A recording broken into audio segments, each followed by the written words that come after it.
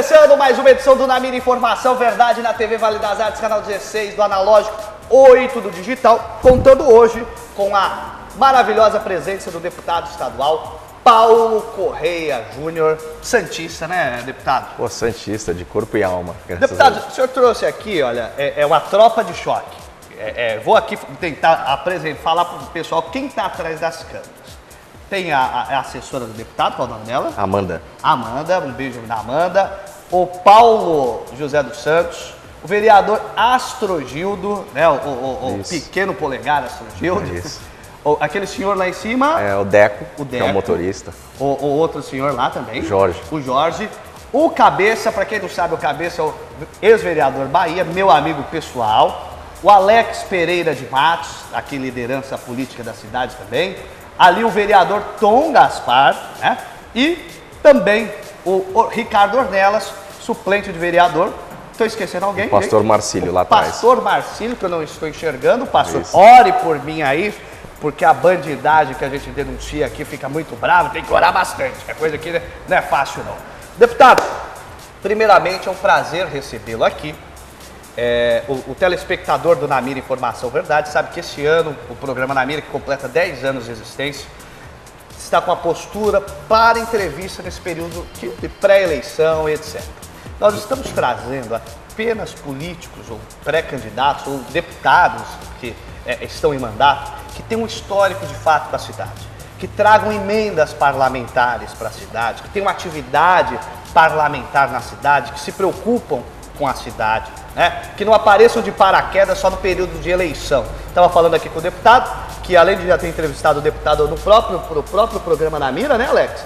O deputado também esteve na TV Vale das Artes através do programa Hora Geral, apresentado pelo meu amigo, professor e irmão Douglas Gonçalves. Sim. Quero dizer que é uma honra recebê-lo aqui, principalmente pelo trabalho, independente de posicionamentos políticos, que o senhor faz para a cidade, dando uma atenção, deputado. Manda um abraço para quem acompanha o trabalho do deputado aí. Sim, um grande abraço a você, obrigado por me receber. É um prazer poder vir num programa que é imparcial, programa democrático, que traz todas as informações para a nossa região aqui, principalmente para a cidade de Peruíbe. Cidade essa que eu tenho vínculo desde criança, né? Meu avô é pastor evangélico e sempre deu início ao trabalho aqui em Peruíbe. Eu venho desde criança para cá. Tive a grata honra de não só meu avô ter recebido o título de cidadão aqui de Peruíbe, como depois meu pai, há uns 12 anos atrás, recebeu o título de cidadão. E eu, através do nosso amigo vereador Bahia, também fui honrado pela Câmara recebendo o título, que dobra o nosso compromisso com a cidade, além de ter sido eleito deputado estadual, com os votos de Peruíbe também, com a liderança, as lideranças da cidade que acharam por bem escolher a gente como representante. Então, não faço mais do que a obrigação de estar presente, de enviar as emendas, tudo aquilo que Peruíbe precisa, e com certeza vamos atrás de muito mais. Aliás, nós vamos falar daqui a pouco sobre as emendas do deputado, sobre projetos ligados à segurança pública, que é um tema que aqui nesse programa nós debatemos bastante, é sério, na Baixada Santista, né, deputado? Sim, sim. Mas antes, deputado, eu quero falar um pouco sobre um lado do senhor que poucas pessoas abordam em entrevista, ou mesmo o senhor aborda em entrevista, que para quem não sabe, o deputado, além de todo o histórico dele, o deputado passou 9 anos nos Estados Unidos. Foi para passar um período 6 meses. curto, 6 meses, ficou 9 anos Tem nos 9 Estados anos, Unidos. isso. Lá fez um curso de jornalismo por qual universidade? Florida University. Pela Florida University. E quando voltou para o Brasil, na Rádio Anchieta, fez um programa chamado Mesa Redonda, que era um programa em que se discutia temas políticos, demandas da população. Aqui no estúdio passou um desgraçado com a moto amigo, conseguiu vazar o áudio aqui, viu, meu telespectador, desculpa. Prefeito, vamos colocar aí multa nessa galera. Deputado, como que foi essa experiência à frente do programa Mesa Redonda, que serviu de influência para muitos comunicadores da Baixada, inclusive eu acompanhei o trabalho do deputado. Foi isso que instigou o senhor a entrar na política? Na verdade, eu vi esse programa, o formato desse programa nos Estados Unidos. Achei muito interessante. Quando eu voltei para cá, eu fui com 12 anos para os Estados Unidos e acabei ficando 9, né? E quando eu voltei com esta formação e queria exercer a profissão de jornalista. Então, nós demos início a esse programa e aí eu digo que esta região aqui é rica de impulsionar, criar o desejo nas pessoas de fazer a diferença, de talvez ajudar na transformação da vida das pessoas. E isso foi o que aconteceu comigo na Rádio Anchieta. Nós começamos esse programa Mesa Redonda, onde nós não atendíamos só Itanhaém, né, na Rádio Anchieta, mas atendíamos Peruíbe, Mongaguá, e a gente acabava tendo a viatura nos bairros e colocando o microfone, abrindo os microfones da Rádio Anchieta para as demandas, para as reclamações. Exatamente, para as demandas da população, o que achava, o que faltava no bairro, e trazia sempre um representante do órgão público para que desse a sua explicação, ou seja, a sua resposta para a população. Nós cobrávamos e depois mostrávamos o resultado positivo. Mais ou menos o que a gente faz aqui no NAMI. Mais ou menos. Então, você está vendo só, acho que essa vocação acabou me impulsionando, porque você começa a participar da vida pública, você começa a participar dos anseios das pessoas, você começa a resolver alguns problemas, e isso me impulsionou, um tanto que eu disputei pela primeira vez a eleição, foi logo para deputado federal, porque eu achava que em Brasília a gente começaria a resolver os nossos problemas de fato, como consumidor, enfim. E acabei tendo uma belíssima votação. 62.501 votos na minha primeira eleição. Então eu falei, olha, tá aí um caminho. E esse bichinho da política me picou.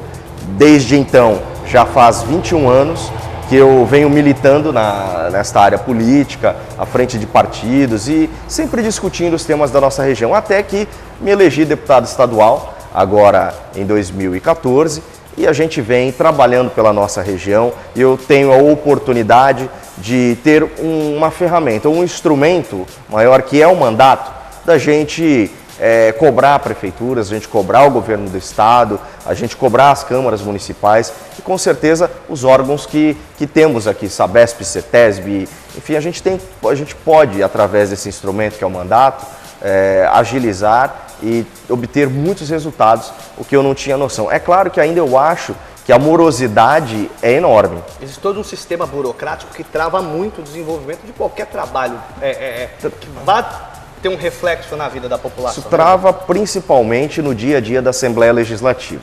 Assembleia Legislativa, existe o Colégio de Líderes, que todas as pautas de todos os projetos são debatidos no Colégio de Líderes e sempre tem um que tem o seu interesse, porque o seu interesse não foi atendido, ele vai obstruir o projeto do outro até que o seu venha. E tem as questões de projetos do governo, que também vem, e a gente fica semanas e meses discutindo o que alterar num projeto do governo, se vai para a pauta ou não, e quando você vai ver, você tem os seus projetos efetivamente pautados para votação, uma ou duas vezes por ano, no máximo.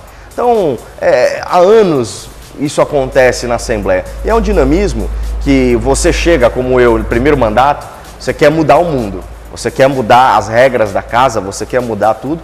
Algumas mudanças você consegue, mas eu acho que a gente precisa renovar muito mais para que a gente chegue na mudança que a gente precisa e que a gente quer, que a gente espera. Deputado, até eu me recordo aqui, tenho amizade por muitos anos com o deputado federal Carlos Sampaio, Sim. do PSDB da região de Campinas. E ele passamos uma história juntos, que ele chegou num determinado restaurante, aí uma senhora olhou para ele e falou, agora é época de eleição, você apareceu aqui, né? Ele falou, mas claro, minha filha, você votou em mim para deputado federal, você me mandou para Brasília. Você não vai me ver aqui em Campinas mais. Para você me ver em Campinas, você devia ter bem votado em mim para vereador.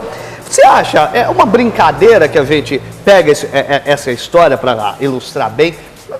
Você acha que o eleitor, de fato, ele sabe o que faz o deputado estadual, o que faz o deputado federal, o que faz de fato o vereador? Você não acha que isso é um problema que dificulta muito a qualidade do voto? Eu dou um exemplo aqui, nós tivemos uma votação expressiva, monstruosa, do meu amigo também pessoal, o Celso Russomano, na cidade. Sim. O Celso Russomano nunca mandou absolutamente nada aqui. E nós fazemos parte da Associação Paulista de Imprensa, nós temos um estúdio da CESP lá em São Paulo, tentamos marcar uma entrevista com o Celso Russomano, era até para dar uma sapatada nele para ver se ele mandava uma emenda, e sequer o Celso Russomano apareceu. Eu falo isso porque eu tenho no WhatsApp as nossas conversas. Sim, sim. resumindo, não falta para o eleitor saber o que de fato faz o deputado, a importância do deputado estadual? Sim.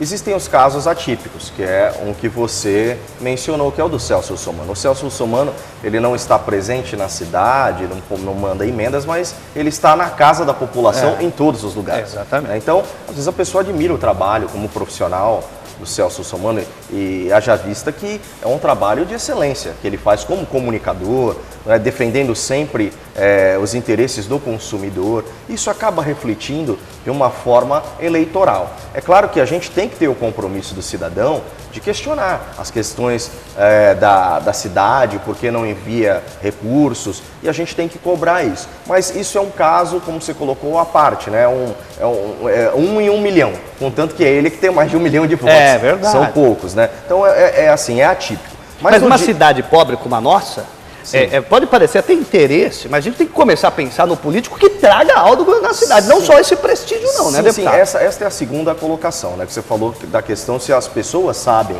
o que faz o deputado ou não. Então, muita gente vai pela questão midiática. Agora, tem uma grande parcela da população que, claro que tem consciência, sabe o que o deputado faz, porque nós somos cobrados. Né? Cada um vem de um segmento, cada um vem de uma maneira de direcionar ou pedir os seus votos. A gente vê quem é ligado ao sindicato, pede ao sindicato, defende as bandeiras dos princípios do que aquele sindicato tem e é legítimo. Essa é a democracia do nosso país. Eu, por exemplo, que sou ligado a um segmento religioso, é claro que, você vê só, eu nasci na igreja praticamente. Meus primeiros passos foram na Assembleia de Deus, Ministério de Santos, né? Que o meu pai, meu avô era pastor, meu pai é pastor. E eu, como deputado hoje, chego às vezes numa igreja, vamos dizer assim, em Peruíbe. Vou chegar numa igreja, o camarada vai olhar para mim e falar, pô, agora que você vem na igreja só porque é época de eleição? Aí eu falo, meu Deus, eu nasci na igreja, né? Como que eu só venho agora que é época de eleição?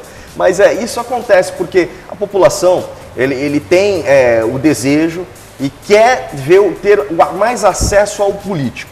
E como a primeira referência é o vereador, e o vereador acaba sendo uma pessoa muito presente no dia a dia, na padaria e tal, então você tem como espelho o vereador, que é o para-choque, que é o que mais sofre na nossa questão política, porque tudo para no gabinete do vereador. E com o deputado, como o deputado roda muito, o deputado tem 645 municípios para atender, né? Claro que sempre priorizando a região que você tem voto. Eu, por exemplo, não consigo estar toda semana em Peruíbe, mas uma vez a cada 2 meses, a gente passa por aqui, a gente conversa com a nossa liderança, conversa com os amigos, e é um trabalho diferenciado. Eu creio que a gente conseguiu atender um pouco da expectativa que Peruíbe merece. E Peruíbe merece muito mais, tem muito mais coisa para fazer, mas a nossa região está limitada a um número pequeno de deputados. Então, a gente tem que trabalhar por 3, por 4.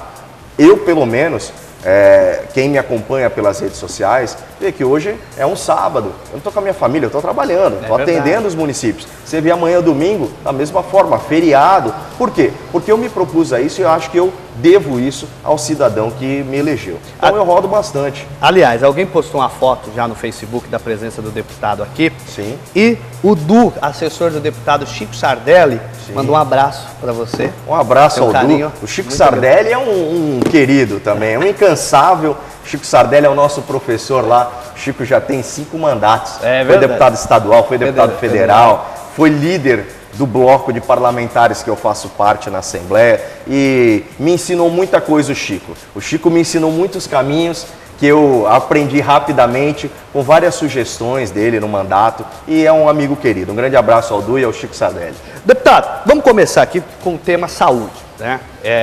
Aqui o Na Mira Informação Verdade, nesses 10 anos de programa, nós temos militado, mostrado muito mesmo as demandas ligadas à saúde no município.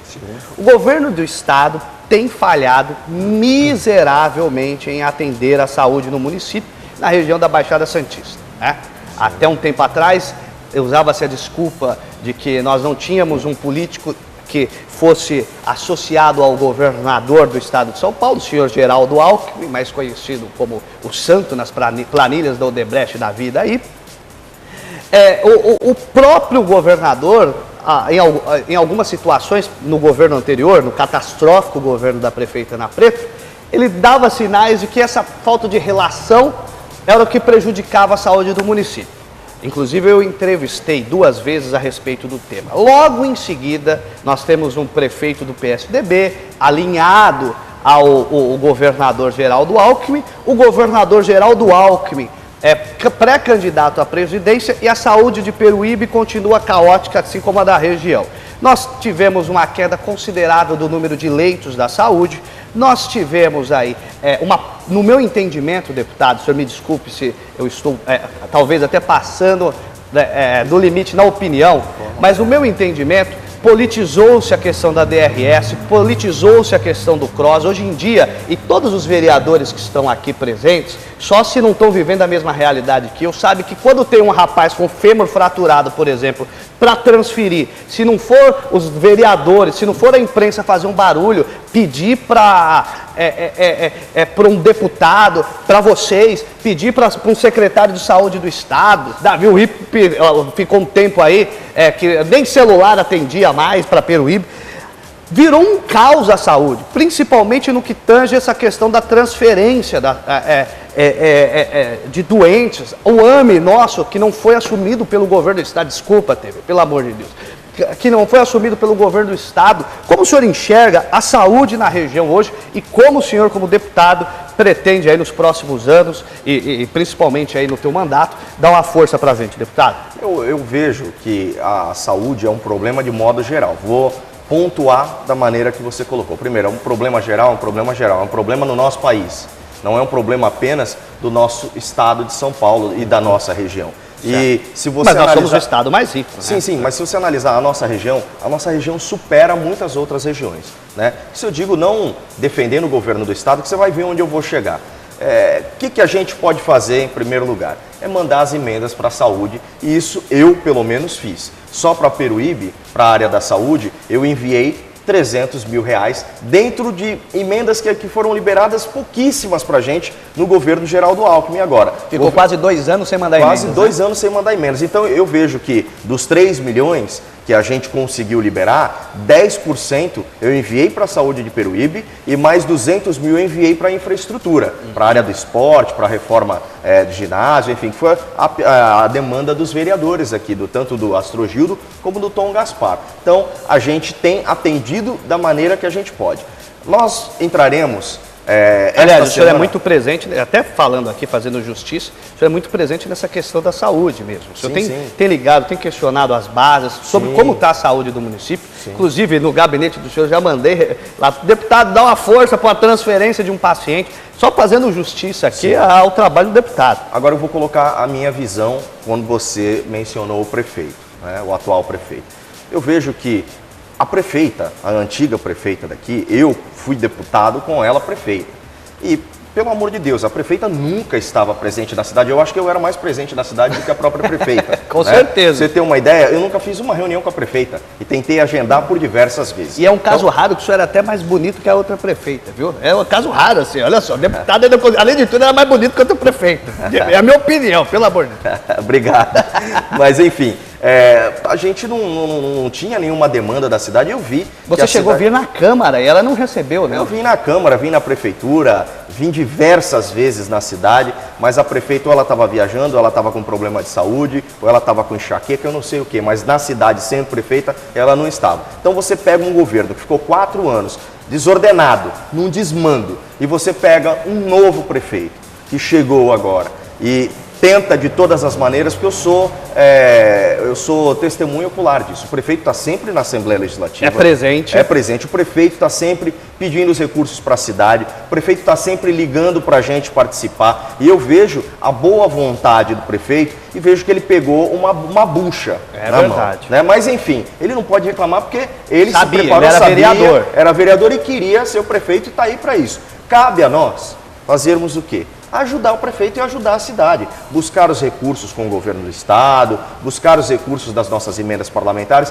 Isso eu tenho feito e digo parabéns ao prefeito, porque tem se empenhado numa coisa que não é fácil. Acredito no futuro, acredito no desenvolvimento de Peruíbe e acredito na administração dele, porque ele é trabalhador. Não, eu acredito também, acredito. Uma coisa é inegável. Agora, vamos falar da questão da Secretaria de Saúde do Governo do Estado. Esse secretário é uma estrela, ele se acha abaixo de Deus, ele se acha o máximo, né? O Davi Wipper. O único problema do Davi Wipper é o seguinte, algumas pessoas, elas pensam que são Deus.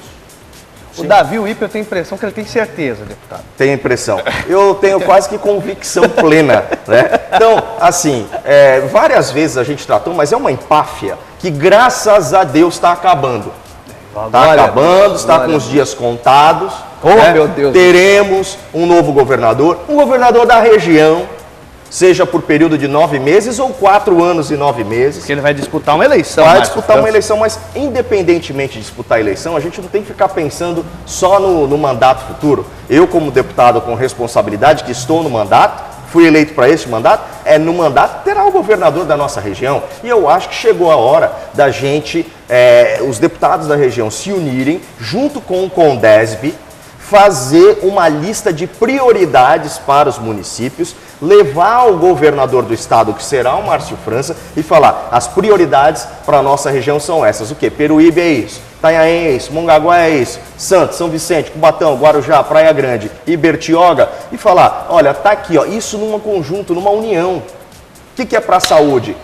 Peruíbe, o pior caso é saúde? O que está acontecendo em Santos? São os moradores de rua, né? O que está acontecendo em São Vicente também? É a saúde? Obrigado. Então, eu vejo que chegou a nossa hora, chegou a nossa vez. Se nós não fizermos agora, dificilmente o faremos, né? A não ser que o governador vença as eleições, que aí é uma outra questão. Mas eu vejo que é a hora, eu particularmente peguei uma sugestão que veio daqui, de Peruíbe, de tanto um projeto que nós vamos falar mais à frente, que é a segurança, certo, nós montarmos um projeto para a saúde como Operação Verão. Ah, interessante.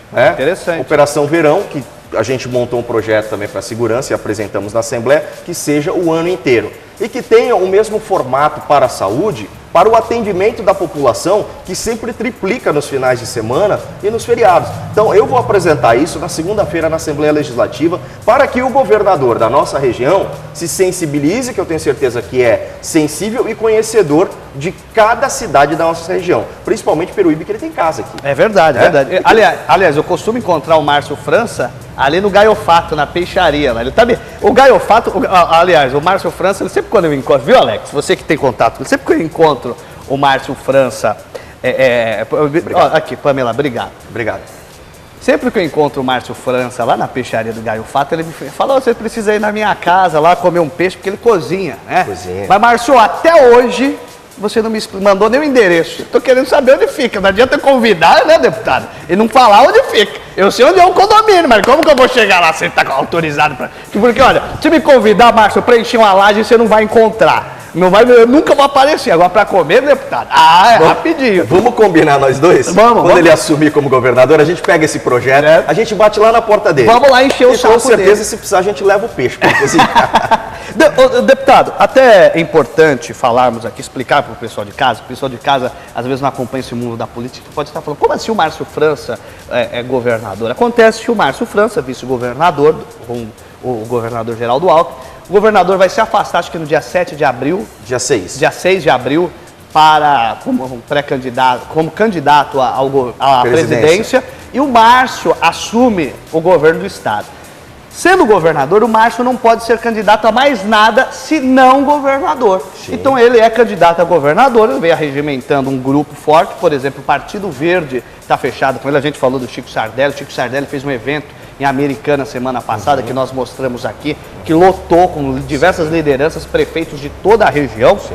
Me parece, e a sensação que eu tenho, o deputado como está na Assembleia talvez tenha essa percepção muito melhor que nós aqui, que cobrimos mais ou menos a região da Baixada Santista, me parece que eu vejo muitos partidos entusiasmados com essa liderança do Márcio, de chegar ao governo do estado e a possibilidade dele se tornar governador. Eu estive conversando com o Aldo Rebelo, por exemplo, e o Aldo Rebelo, que eu jamais imaginaria num primeiro momento que ele ficasse empolgado com Márcio França, governador, extremamente empolgado.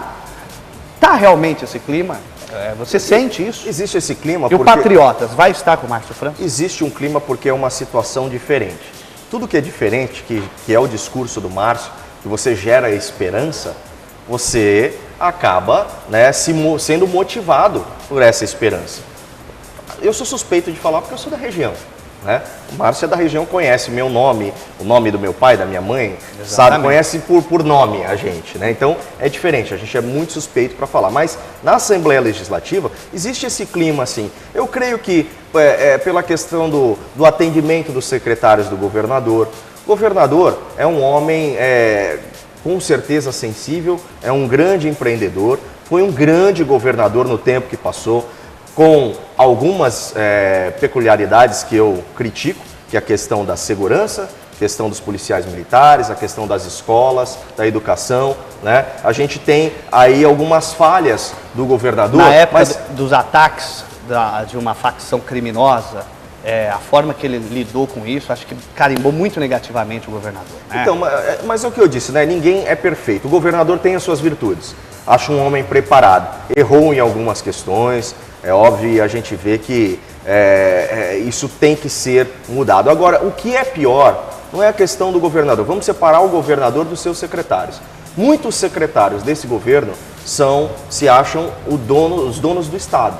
E isso prejudicou bastante. Até o próprio governador... Criou essa empáfia, né? Criou essa empáfia. Os deputados chateados com isso tudo. E o Márcio França é aquele cara que conversa. É aquele cara que senta contigo. É aquele cara que tem um acesso diferenciado, inclusive para os seus comandados ou seus indicados nas secretarias. Com certeza será um tratamento diferente. Só isso, por si só, já nos dá uma esperança de sermos atendidos como merecemos por um governo, para que os secretários, que são as pessoas que realmente resolvem as questões embaixo, as questões dos nossos municípios, através dos secretários. E é isso que a gente vê, a esperança de poder ser atendido e resolver a questão das nossas cidades e das nossas regiões. O deputado, como jornalista que é também, uma prova da empáfia do governo do Estado, da equipe dele, é que eu, por exemplo, eu sou muito mal visto pela equipe de imprensa do governador.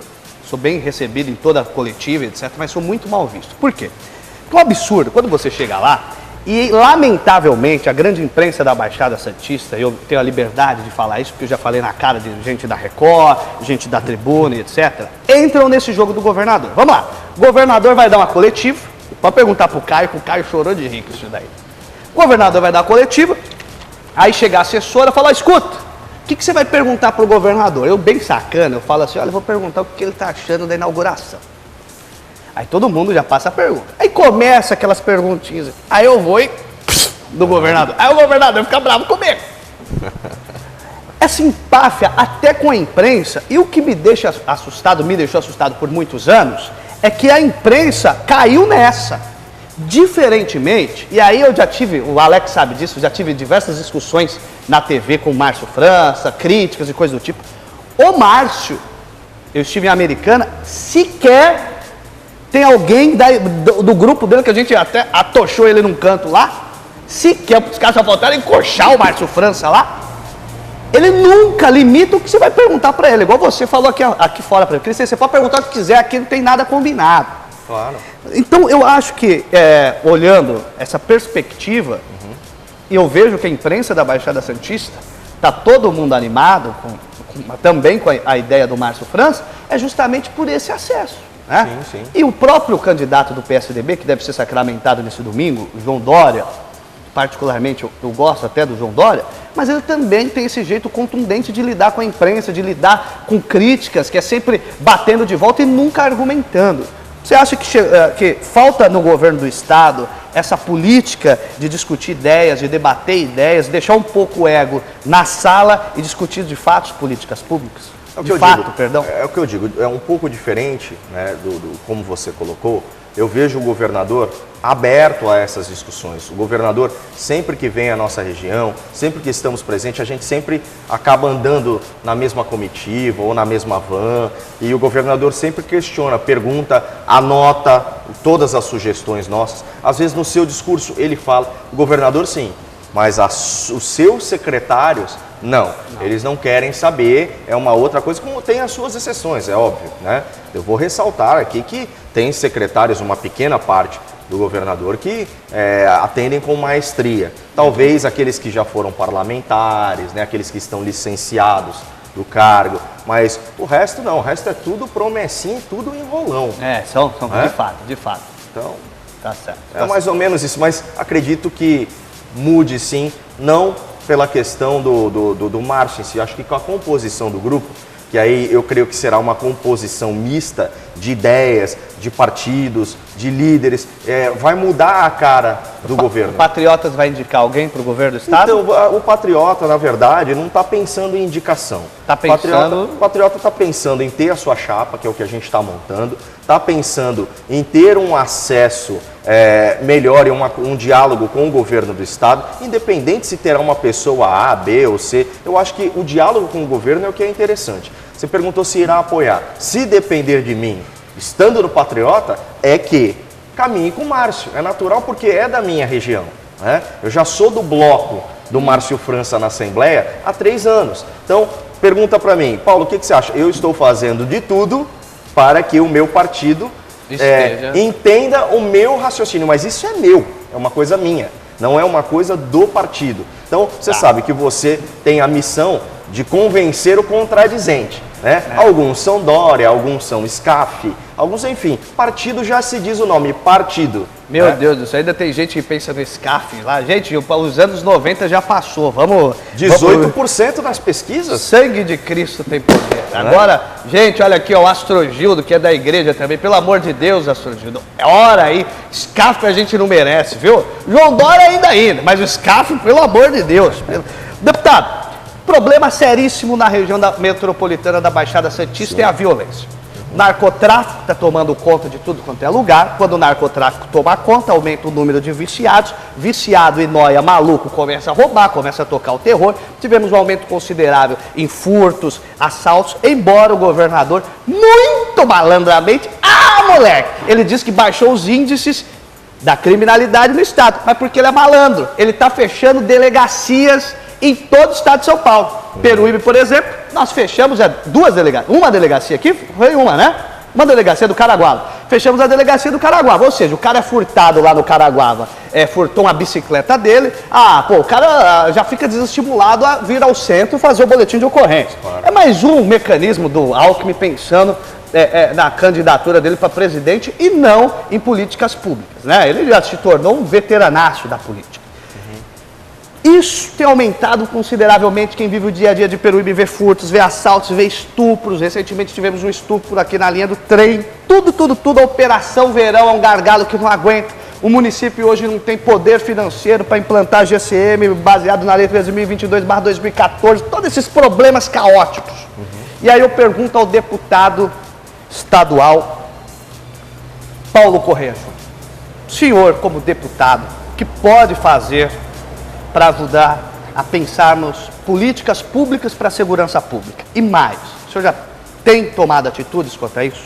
Bom, a primeira questão da segurança, nós tivemos uma reunião no Condesb em 2015, no mês de outubro ou novembro, outubro ou novembro, mas eu creio que foi em outubro de 2015, e o governador estava lá, o vice-governador, Márcio França.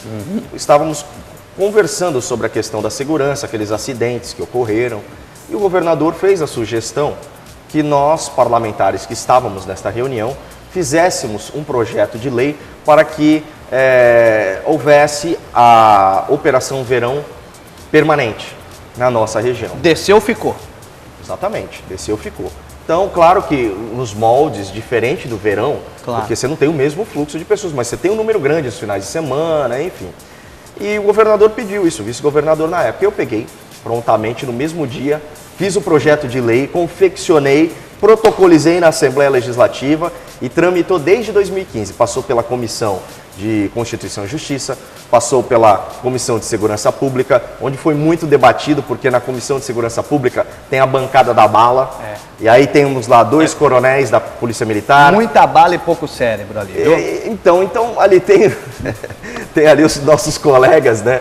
Que você definiu com as suas palavras, mas que alguns, como o delegado Olim, que é o presidente da comissão, é um camarada que atende a gente, que conhece, conhece, né? E enfim, ele ajudou bastante na condução. Até os nossos agradecimentos ao delegado Olim, que foi peça fundamental para que esse projeto passasse na sua comissão. Após isso, foi para a Comissão de Finanças, Orçamento e Planejamento, foi também aprovado na Assembleia e agora está esperando para ser pautado no plenário, na ordem do dia, e aprovado pela Assembleia. Eu estive com o vice-governador a semana passada, comentei com ele sobre a questão do projeto, você sugeriu, eu montei, está aprovado. E agora você não tem desculpa, não tem desculpa, vai sentar. Vou combinar com os colegas para a gente pautar isso. Sendo pautado e aprovado na Assembleia, o senhor vai sancionar? Ele falou, tem meu compromisso e a minha palavra que irei sancionar. É claro que precisa fazer um estudo técnico para que atenda a nossa região e não complique o trabalho da Polícia Militar. Porque quando a gente fala em Operação Verão, a gente fala na segurança, a polícia toda hora na rua, mas existe uma logística complicada para tudo isso. Os policiais precisam de alojamento. O alojamento, a maior parte deles são as escolas estaduais, escolas municipais. Você precisa assinar o convênio com as prefeituras para que dê a sua contrapartida na questão de abastecimento de água para o policial que está na rua, a questão da alimentação, a questão do policial, quanto tempo ele vai ficar aqui de cada região, porque eles deixam as suas famílias, a questão de lavar roupa nas escolas, como dormir. Então, tem toda uma logística que a gente precisa fazer uma regulamentação. E essa regulamentação, com certeza o governador Márcio França terá que se reunir com o secretário de Segurança para traçar essa regulamentação da lei para que seja implantada de forma correta. E aí sim, nessa regulamentação, fazer a operação fluxo, que é como ele chama, um pouco dessa região vem para a Baixada, depois devolve o profissional, o policial militar, para a região dele e vem outro. Então é um fluxo de policiais aqui. E eu vejo que isso irá funcionar e é uma bandeira que a gente tem. Uma outra bandeira, que eu apresentei esse projeto de lei, e agora com o governador eu vou tentar derrubar o veto, porque foi vetado. Apresentei o projeto, foi aprovado pela Assembleia e vetado pelo governador. Agora eu vejo se derruba o veto, porque voltou para a Assembleia, que é uma academia para a guarda metropolitana na nossa região da Baixada Santista. Muito bom. Né? Eu até quero entrar nesse tema aí. Eu acho que é legal, porque você falou da guarda municipal, é legal que cada prefeitura adote 10, 11, 20 guardas metropolitanos, e aí dentro do Condesb e Agem façam e administrem essa academia e que a guarda municipal seja interligada para ser realmente uma guarda metropolitana. Então eu acho que este começa um assunto de um entrosamento e um discurso metropolitano que a gente sempre espera. Deputado, foi em 2014, quando foi sancionada a 13.022, né, pela presidente Dilma Rousseff, fiquei muito animado, até pela questão da figura que, enfim, a Guarda Civil Municipal, o perfil da Guarda Civil Municipal, foi entendido como ele deve ser. Uma polícia local, uma polícia próxima do cidadão, preparada, né, concursada, preparada, pronta para portar armas, para agir de fato, como acontece em cidades como Limeira, que eu estive lá com o meu amigo André Moisés, fiz uma matéria maravilhosa. O problema dos municípios aqui da nossa região é a falta de financiamento para isso. Uma GCM, como se deve, como exige, ela tem um custo muito alto, né? E para você pensar numa guarda metropolitana de fato, todos juntos, todos interligados, precisa começar a existir isso daí. E vocês, na Assembleia, o senhor que é muito aberto a debates, a sugestões, a gente precisa começar a pensar como fomentar isso. Sim. Como começar a ajudar os municípios que hoje sofrem com o déficit de arrecadação, uma queda considerável na arrecadação, na fonte 1 dos municípios. Como nós vamos subsidiar isso para que aconteça? É simples.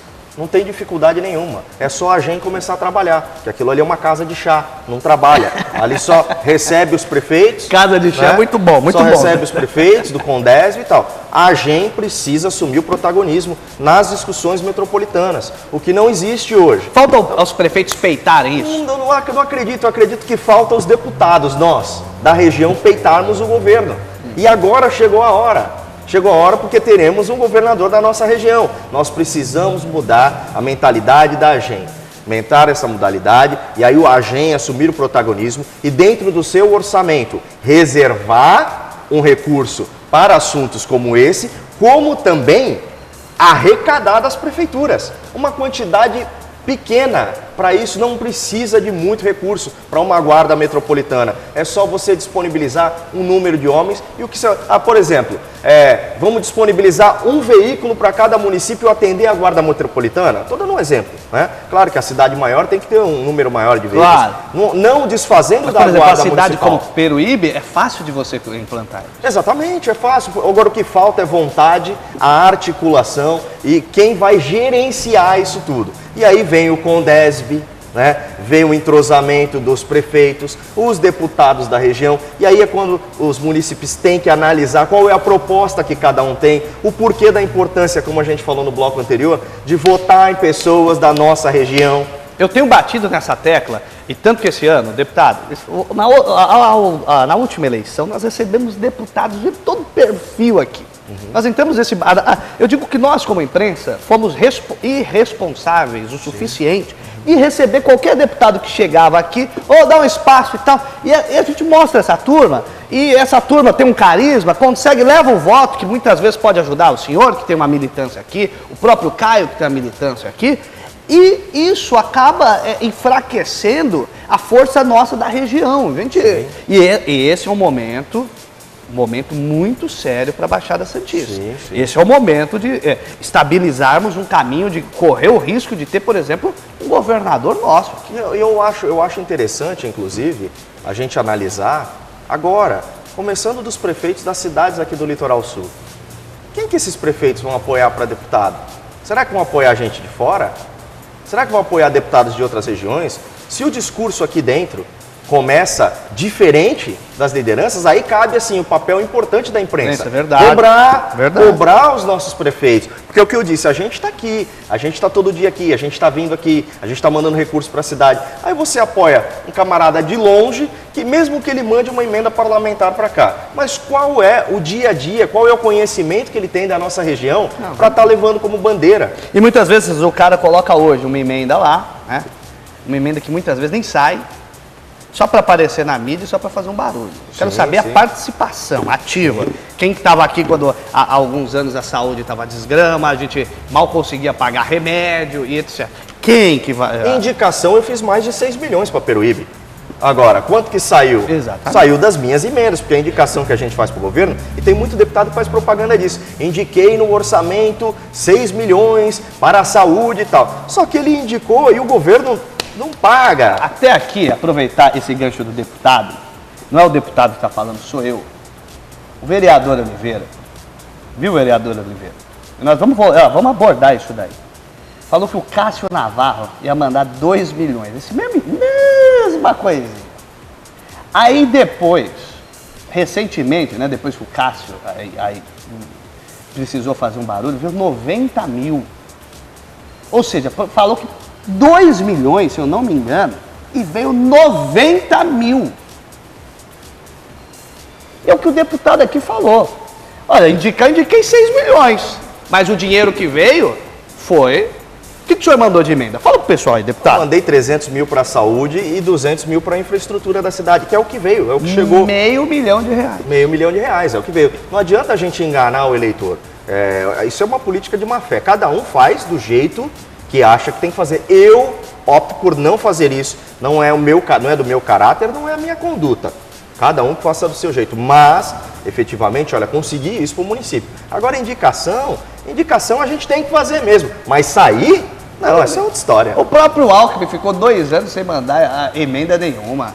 E o cara fala, tá chegando emenda. Então, a gente tem... Eu acho que também falta um pouco mais... A imprensa tem que deixar de ser preguiçosa. Sim. Quando o cara fala que mandou, calma aí, mandou mesmo? Onde tá? Cadê? Chegou? Perguntar pro prefeito. Principalmente hoje que nós temos a sorte de ter um prefeito acessível. Ô prefeito, o cara falou que mandou tanto, veio mesmo? Meu irmão, você daqui não veio nada não, entendeu? Pra não ter um problema. E gente, não é campanha política, não é nada disso. A gente está falando aqui da importância, o município de Peruíbe teve uma queda considerável de arrecadação. O que tem segurado o município de Peruíbe são justamente as emendas que vocês mandam para frente. Sim. Nós tivemos o deputado, o Paulo Corrêa, que mandou R$500 mil. A parte desse dinheiro foi destinada para a saúde. Amanhã nós não temos mais o deputado. A chance de a gente ter uma emenda de R$500 mil ou de R$1 milhão já diminui consideravelmente. Sim. Porque o cara que não tem, repito, uso o exemplo do Celso Russomano aqui. O Celso Russomano não mandou nada. E teve uma porrada de voto aqui. Outro exemplo que eu quero dar aqui é o Tiririca. Tiririca, o povo votou do Tiririca aí. Aí o Tiririca mandou o quê? Um circo para a Baixada Santista, emenda do circo. Aí o prefeito pegou, é óbvio, estou usando a figura de ação, colocou o Tiririca lá de 4 e falou, vai com essa tua emenda lá para PQP. Porque que diabo vai ter um circo aqui, rapaz? A gente já tem uma Câmara que é divertidíssima, para que é circo? Então, gente, a gente tem que ter seriedade na hora. O eleitor, não adianta chorar depois que passou a eleição, porque a hora de a gente mudar, deputado, é na hora da eleição. Verdade. Vou protestar contra o deputado. Meu irmão, pelo amor de Deus, né? Vai protestar na urna, né, deputado? Verdade, verdade. É o poder, o instrumento mais forte que nós temos para a mudança é o voto. E não adianta as pessoas analisarem de uma forma errônea, dizendo assim, eu não vou votar, que é pior, porque aí você consolida essas pessoas que têm um círculo vicioso, já tem aquela sua turma que por estar empregado, ou seja lá o que for, fazem um movimento e vão às urnas. Eu acho que não. A maneira de dar a resposta é ir às urnas e colocar a sua opinião e procurar, porque tem gente boa, viu? Claro. Tem gente boa. Eu não imaginava, eu tinha uma visão completamente diferente do que era a Assembleia e do tipo de pessoas que tem ali. Eu vou te falar que tem mais gente que presta do que gente que não presta. É que o que aparece é o que não presta. O que aparece é o que não presta, é incrível. Mas tem muito mais gente boa na Assembleia do que gente que não presta. E eu vejo que é só você analisar, ver a família, ver a conduta da pessoa, ver o dia a dia e como se comporta como um parlamentar. E você vai ver que tem gente boa aí, sim. Tem um aqui fazendo sinal pra mim aqui. Eu acho que você não está assistindo o programa direito, não, porque eu tirar o sapato e jogar, eu acerto, hein? Cuidado, fica fazendo sinal pra mim que é uma sapatada. Igual eu sei, mas é uma sapata. Vai que esse sinal pro inferno, pelo amor de Deus. Deputado, nós já falamos sobre diversas coisas aqui, não sei se ficou algo para trás. Eu acho que é importante que a gente, que é a maior riqueza da nossa região é o turismo. Né? Nós tivemos aí a questão da hidrelétrica, da termoelétrica. Da termoelétrica, desculpa, que foi debatido aqui. Eu fui contra isso logo de primeira e foi uma vitória da Câmara, parabéns aos vereadores, uma vitória, parabéns do prefeito, né, que teve pulso firme e isso não aconteceu porque o que tem de mais rico aqui são as belezas naturais que a cidade tem. A gente também está lutando para conseguir que Cubatão, a única cidade da região metropolitana que não é instância, e o primeiro passo para se tornar instância é virar município de interesse turístico. Então, é um projeto de autoria deste deputado que já está aprovado praticamente, já foi aprovado nas comissões da Assembleia, foi aprovado pelo conselho que se tem na Secretaria de Meio Ambiente e agora está na linha para ser pautado na Assembleia Legislativa e aí então ser sancionado. Isso com certeza acontecerá nos próximos dias e Cubatão entra como município de interesse turístico, uma grande vitória. Já conseguimos isso com registro no Vale do Ribeira. Registro foi de minha autoria, registro virou município de interesse turístico, são R$650 mil para investir no turismo e já recebeu metade deste dinheiro a cidade de Registro e começou a reformar o bosque, que é um bosque antigo, que vai fomentar o turismo na cidade. Certo. E agora a nossa luta é Cubatão. E com certeza fechamos aí esse ciclo de questões de município de interesse turísticos da nossa região. Até, deputado, aproveitando o gancho da questão da termoelétrica aqui, e quando começou o debate da termoelétrica, a gente... Poxa, tem uns favoráveis, tinha os contrários, a Câmara se posicionou, o Astrogildo tinha uma posição, o Tom tinha outra, etc. Mas o maior problema que ficou nesse debate era a questão da empregabilidade, né? Que mais uma vez foi diluída no debate da Câmara. Sim. E aproveitando que o partido do senhor tem uma base na Câmara muito forte, né? Com o Tom e com o Astrogildo, pedir, solicitar e auxiliar para que aproveite esse gancho e comece a discutir como vamos fomentar a empregabilidade do município. O município hoje tem um número de desempregados gigantesco. E isso acaba dando margem para toda vez que vem um empreendimento, ele se tornar atrativo, mesmo que ele não esteja dentro do perfil do município. Então é muito importante a gente começar a pensar na empregabilidade Eu também. vejo que o maior desafio é do prefeito, né? E a Câmara, e com certeza... Mas a discussão de políticas públicas passa pela Câmara. Tem que discutir. Sim, mas o maior desafio é do prefeito, eu digo, né? Para encaminhar isso junto com a Câmara e buscar o apoio do governo do estado e do governo federal. Por quê? Qual é a maior vocação que Peruíbe tem? É o turismo. É a vocação natural da cidade. Então nós temos aqui o turismo ecológico, o turismo econatural, a viabilidade de estudo de um parque econatural dentro dos modos. Então a gente precisa começar essa discussão. Porque o turismo aqui é a única saída para o desenvolvimento. Formar. Capacitação profissional. Você vê, a gente teve lá uma empresa marítima na cidade de Santos que estava acolhendo, eles precisavam de 1.200 vagas para trabalhar nos transatlânticos. E queria gente da região. Se instalou ali o escritório, das 1.200 vagas só conseguiu preencher quase 400. Por quê? Não falava inglês, não falava espanhol, não tinha curso de camareiro, não era bartender, não era... Enfim, a empresa teve que ir para São Paulo para pegar essas vagas. Então, na nossa região, você vê, o turismo da nossa região não teve a qualificação profissional que as empresas pedem. Então, eu vejo que na discussão metropolitana, mais uma vez eu digo, a gente tem que colocar a prioridade de cidades como Peruíbe, Itanhaém e Mongaguá para fomentar o turismo e trazer um projeto junto com a Secretaria de Estado para 2019 começar com o pé direito e fazer congressos de turismo aqui. Verdade. Acho que muita coisa... Nos tornarmos players no jogo. Exatamente. Né? Então, mas isso depende de uma união. Uma união e o desafio. Por isso que eu disse, o maior desafio é do prefeito, que é o chefe da cidade. E a gente, tenho certeza que tanto a Câmara como nós, deputados, estamos prontos para ajudar a Peruíbe e prontos para ajudar o prefeito Luiz Maurício. Mas isso vai de muita conversa. Como eu disse, ele pegou uma bucha. Está tentando acertar uma coisa de cada vez. Mas, com certeza, com a nossa união e boa vontade, a gente chega lá. Deputado. Obrigado, meu irmão. Obrigado a você, telespectador. Parabéns, gostei. Gostei do teu jeito solto de falar e não tem papo na língua. Não, aqui é tiro, porrada e bola. É isso aí. Obrigado. Deputado, agradeço mesmo. Bom papo, calor desgraçado no estúdio. O deputado esteve aqui com a gente. Eu quero dizer que as portas estão abertas, não apenas agora, o senhor sempre está presente aqui.